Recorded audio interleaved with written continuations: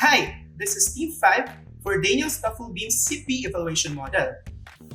For the overview of CIPP, we are going to discuss the definition and history of CIPP, model and phases of CIPP, bridging the gap between CIPP and Batang Langoy, teaching philosophy and curriculum aligned to CIPP, project content and proposal, as well as practices and strategies of CIPP. Here are our members. Hi everyone, I am JONA ESPEña. Hello everyone, I'm LYNDON FABRICANTE. Hello, my name is DANILO FUENTES Jr. Hi, I am Galvez. Hi, I'm RENATO Constantino GARCIA. Hi, I'm A. Garcia. So, for the definition and history of CIPP model, here, the CIPP model was created in the 1960s by Daniel Stufflebeam and is defined as a framework for guiding evaluations of programs, projects, personal products, institutions, and evaluation systems. Designed to assist administrators in making informed decisions, CIPP is a popular evaluation approach in educational settings. This approach seeks to improve and achieve accountability in educational programming through a learning by doing approach. Its core concepts are context, input, process, and product evaluation with the intention of not to prove but rather improve the program itself. An evaluation following the CIPP model may include a context, input, process, or product evaluation, or a combination of these elements. So, for the model and phases of CIPP, the CIPP provides a comprehensive framework for measuring the many components of a program. For context includes backgrounds or situations that affect the goals and strategies for implementing the curriculum. The input includes the means, capital, materials, and a strategic plan that is set to achieve curriculum goals. Next is the process. The process includes the implementation of strategies and the use of facilities, capital, or materials in curriculum implementation. And the last one is the product, which includes the results achieved in the process or the end of curriculum implementation. For the framework, please see this chart. In the first stage, we have context. In this stage, you may begin to ask yourself, what should we do? Or what are the problems that needs to be addressed? In this stage, you'll provide the rationale of your objectives. The answers to those questions will lay the foundations of your CIPP model. Next, we have input. In this stage, you will ask yourself, how shall we do it? Or how should it be done? Here, you will determine how will you use or allocate your resources that are under your disposal to accomplish your objectives. The third stage is called process. Here, you will ask yourself, are we doing things as planned? Or are the plans being followed? In this stage, you will begin to monitor the plans as it is being implemented. You're making sure that the implementation process is going as planned. Finally, we have the last stage, which is product. Here you will ask yourself, does it work or is it succeeding? In this stage, you will begin to measure the results of the program. Are the results satisfactory? Did the program succeed in addressing the objectives? This can be done during or after the program. In order for there to be any progress in our country's future, our children must have access to quality education. However, for many of these children, it is an obstacle that is seemingly insurmountable, not because they aren't able to comprehend what is being taught to them, but because of the overwhelming obstacles they will have to face on a day-to-day basis just to get to and from school. Take the case of the children of Magulumbi Island in Iloilo. In order for them to get to and from school, they have to cross a large body of water just to be present in class. Oftentimes when it rains, they have to risk their own lives just to attend these classes. Many of these children find it better to quit and find immediate ways to provide and help their families. The government has already been made aware about the situation, but according to Reynald Sandoy, they just do not have the budget to assist further. This begs the question, how can we help these children complete their education? We believe that this project will address this issue.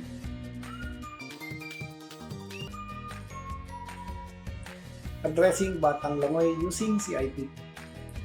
In order to ensure the success of this project, we will be using the CIPP evaluation model to guide us in our implementation of the project. In applying the context, students that are living in places surrounded by water have to travel across the sea in order to attend to their classes. Oftentimes, they swim to get across. Because of these challenges, many of them decide that their time is much better spent in providing immediate support to their families. Our proposal is to provide a means of reliable transportation to these students. And next, to provide a safe shelter near the school for students in order not to be forced to go through dangerous waters in order for them to get home. And to create opportunities and livelihood for the families so that the children can focus solely on education such as capacity enhancement on seaweed technology intervention aside from fishing. By applying the input, we will provide the community with motorized boats which will transport them to and from school. Each boat will be provided with life jackets to ensure the safety of these children. The drivers or the operators of the motorized boats will be elected from the families of the children. 200,000 pesos of the budget will be allocated to the safe shelter near the school. The house that will be chosen by the school principal will be rented after an ocular visit has been made by the project team. The rest of the budget will be allocated towards the project team's livelihood project for the family or the community, and the remaining amount will be allocated towards an emergency fund which can be used in emergency situations and for maintenance and repairs. The product, in order to ensure the effectiveness of the project, we are aiming for a 50% graduation rate of students in elementary level coming from the island. And in the case of children of Magalumbi Island, and among those who have graduated from elementary, we are aiming for 50% of them to fully complete and graduate from high school. An aptitude test will be done in collaboration with DepEd, and our goal is to ensure that each student in their respective education level would be able to fully digest what is being taught to them, and the aptitude test will reflect this. For the process, the regular visitations and interviews will be done by the project team in order to ensure that the project is both sustainable and doing well. The team may speak to the learners about their experiences as well as speaking with their families of the children to further determine the deeper issues. If it is found that the students are still having difficulty in performing well in school, there will be a need to re-evaluate the process and weed out the reasons for their retained difficulties.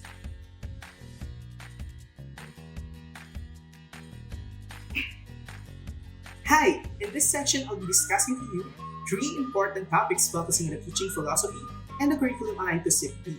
Having much said, our group identified Reconstructionism as the governing philosophy of this evaluation model. Why? Because we believe that CIPP focuses on objectives and priorities as discussed by its different phases. What about its approach? Taking into account the interconnectedness of inputs, outputs, and processes, in order to achieve the goal, we think that the systems managerial approach is more applicable. In here, we are critical with leadership and supervisory aspect, especially during questions on what must be done, how it must be done, who is responsible, and how effective the actions are.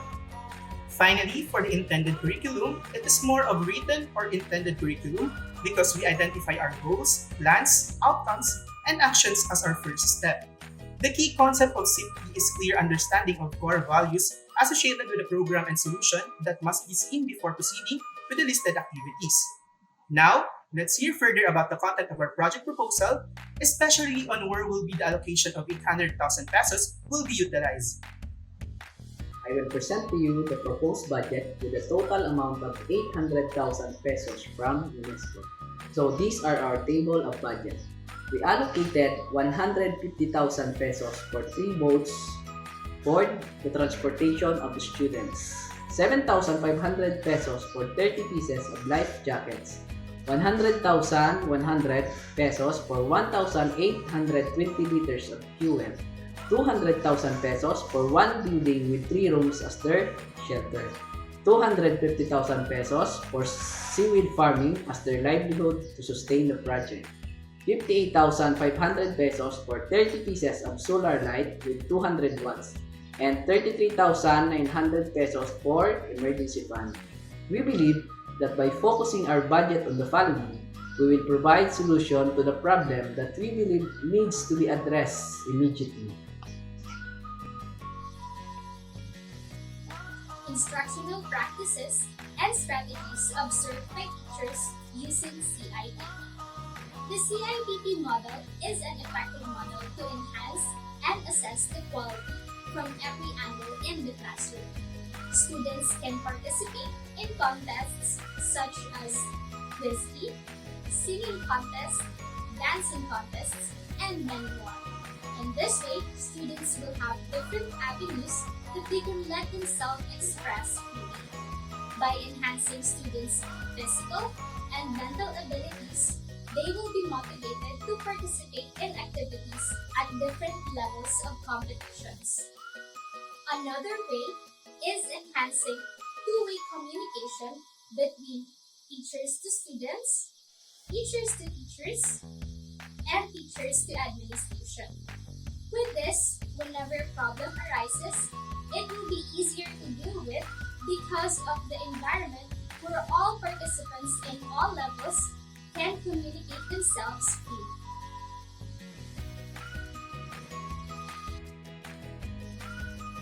Definition of student success in CIPP. When using CIPP, it will be a way to gauge success of the students through their skills, abilities, and attitudes that they have obtained during their time in school, which can later benefit the society. So how can one say that the student succeeded in using CIPP? If one student is well equipped to benefit the society later on, one can safely say that the use of CIPP was a success.